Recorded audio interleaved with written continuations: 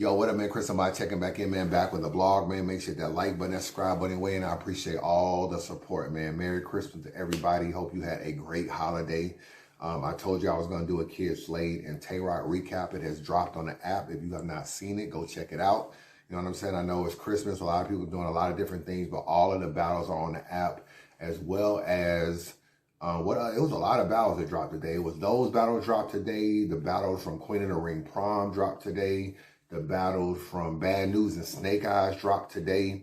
A lot of battles dropped today in battle rap. So definitely check this battle out on the app if you have not checked it out. And they also announced Hitman Holla versus Easy to Block Captain on Chrome 23. If you are wondering why the battle is on Chrome 23, it's because Hitman and URL don't always see eye to eye. You know, it's been very documented. He's always talking about how even though you see him on that stage, like you saw him up there with Geechee when they was trying to act like they were going to battle, and then he just feels like they don't ever communicate with him, don't ever talk to him, don't ever call him.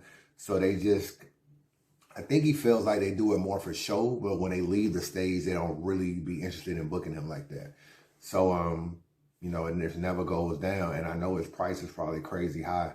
He may have gave Remy a discount or something just because it's a YouTube release and also because she's a celebrity. You know what I'm saying? Like, it's a different relationship as far as what he's trying to do with that. That's like a celebrity and a celebrity kind of situation. So sometimes you're more willing to give someone a different kind of discount. I do know this battle will be filmed by Avocado and Twiz.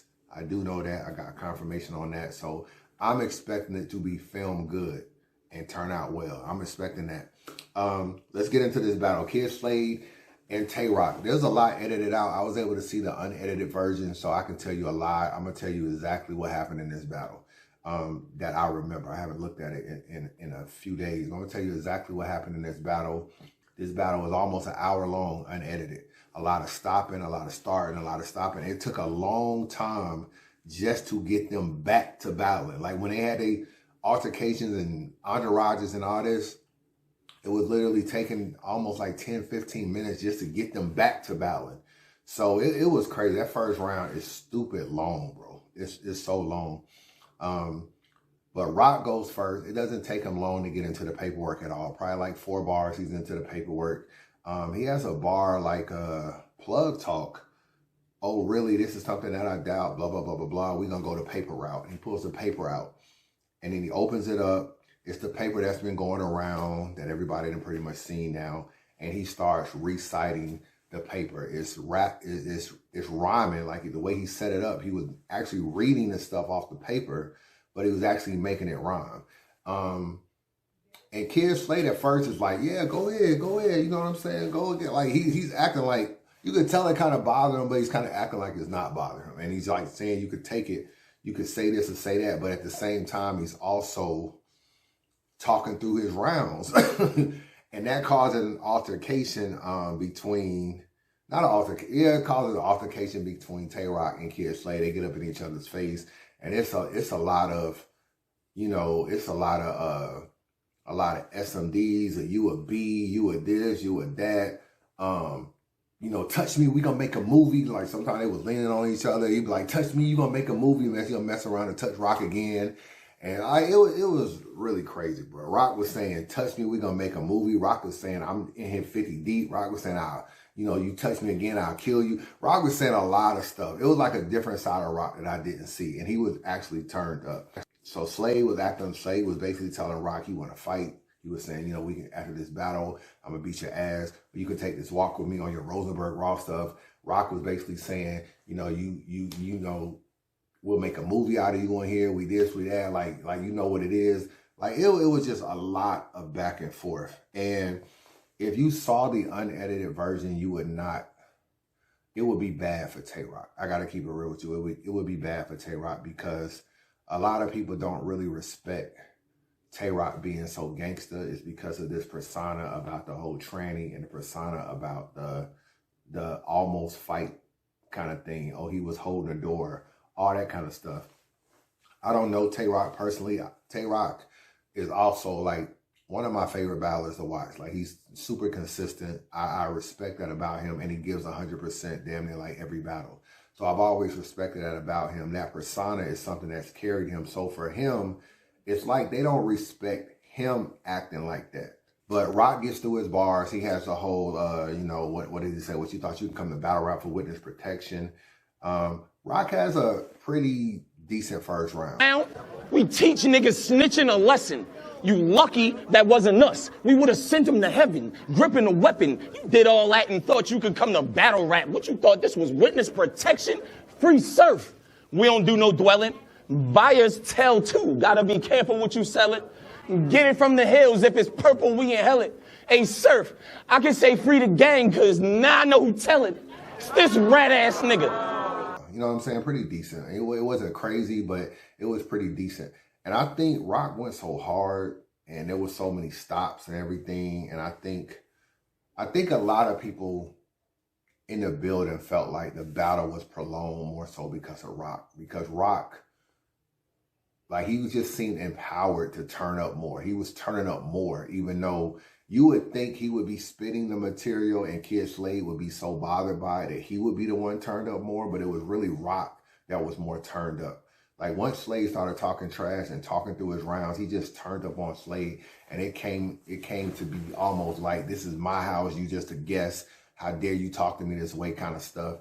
And he turned up on Slade more than Slade turned up on him. And I thought that kind of rubbed the crowd the wrong way. People wanted to see Slade fight back, wanted to see him do well. And the underdog story is always a great thing. So even though people were shocked at the paperwork, you got John on stage, Calico on stage, Noodle Nails on stage, you know what I'm saying? My Verse on stage. You got battle rappers on stage. People are kind of shocked. But at the same time, people kind of want to hear what Slade had to say. So Slade comes back in the first round.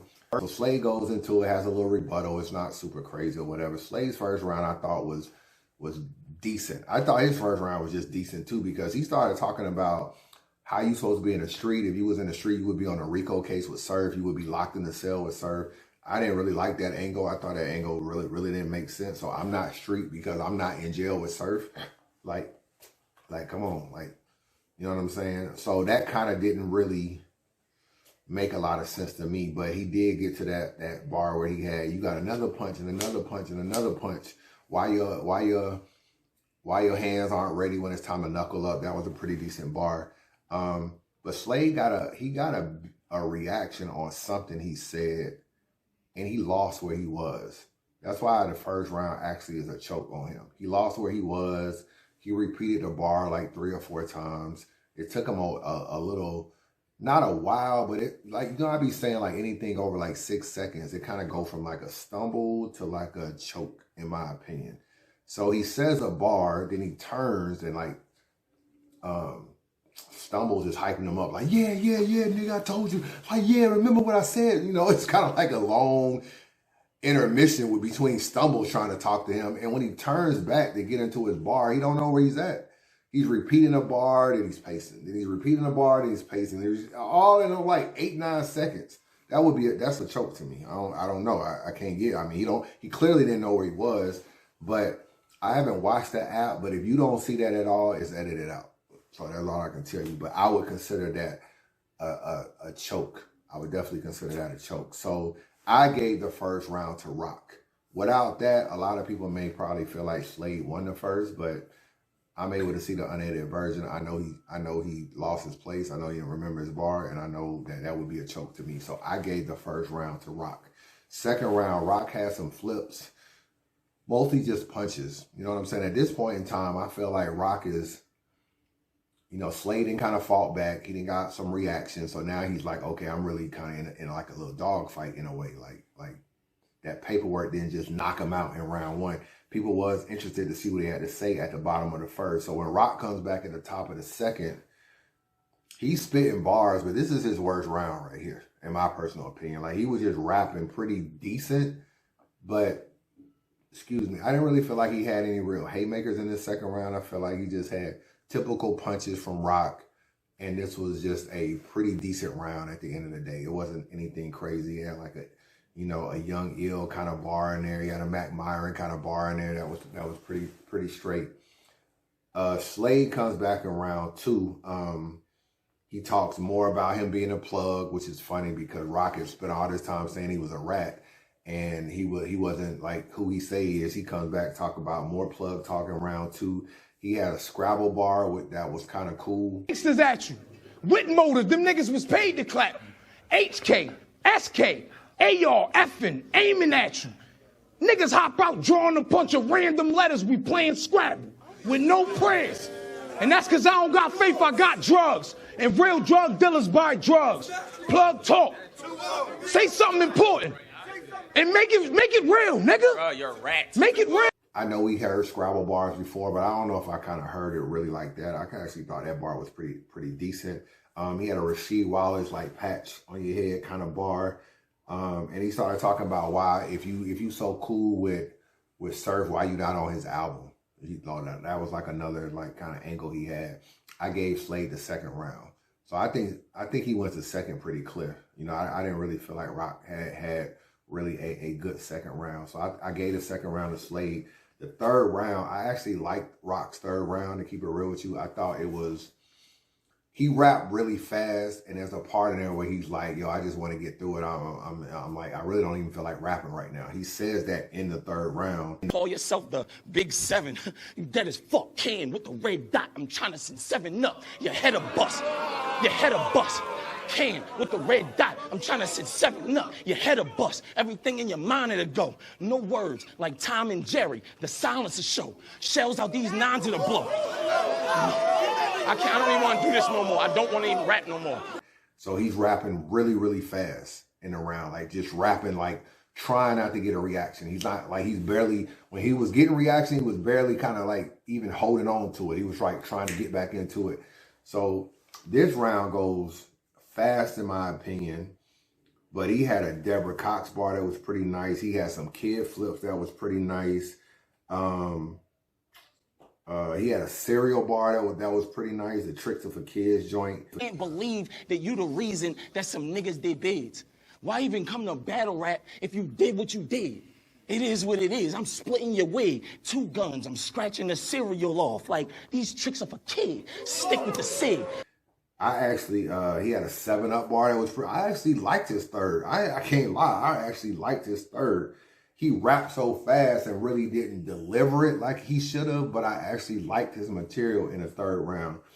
So I thought Roc's best round was actually his third. It was actually better than his exposed round in round 1. His third round was. Kid Slade comes back. Kid Slade has a good third round too. You know what I'm saying? He had the a bar about Roc propping the door open because, you know, people were saying that he was holding the door in the Briz and Mook fight. When pull up in Edgewood, find that so-called trap you so soft, find that so-called trap you got, then foreclose it. See you in traffic, follow you to your house with a full smoking, catch him on the way inside, then he died. And the police found Roc propping the door open, just like that Briz shit. What? So he had a prop the door open bar. He had a couple caution bars, like we throw caution in the trunk, and we throw your girl in the trunk, and then we proceed with caution. Like that was kind of fire. He also had something like wet floor sign. Niggas slide on caution. That was pretty nice.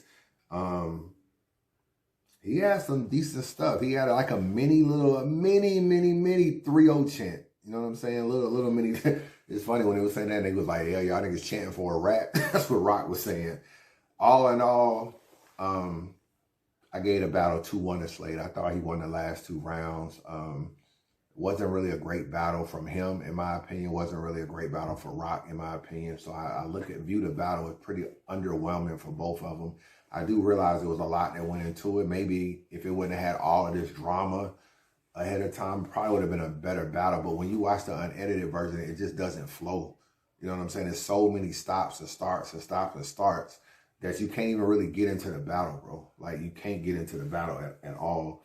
And, but I do have Slade winning, and I feel like Roc, you know, I said this in a blog I did early. Roc basically kind of like shot himself in the foot in a way. He talked about the Slade situation way too much. I think by him just doing, you know, he said his piece in a battle, and then every time Hip Hop Is Real caught up with him, he kept having the same jacket on with the same New York hat. It's like they followed him everywhere around the hotel, bro. Like from the venue to the backstage to the hotel to go get some eat to this, and everywhere they asked him, he just keeps talking about the situation that just happened. And I get it. You just got off the stage or adrenaline rush and you want to talk about the battle.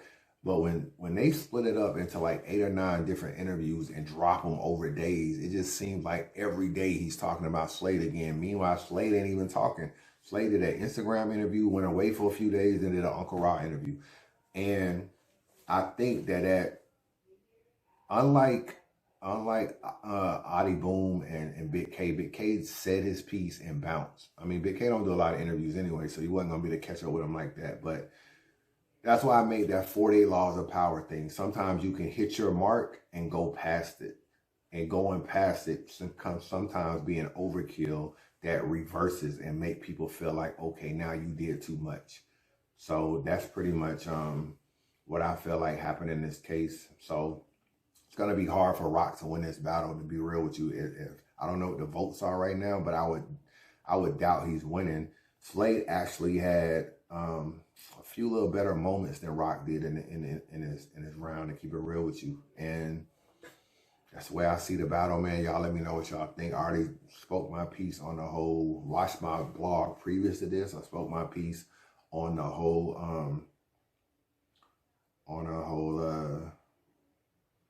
snitching thing. You know what I'm saying? I spoke my piece on that. And so we don't have to like really go over that again. I already spoke. So check that blog out if you want to see that. And yeah, y'all let me know what y'all think, man. But that's what happened with the battle. Chris Unbiased. Merry Christmas to everybody, and holla at your boy.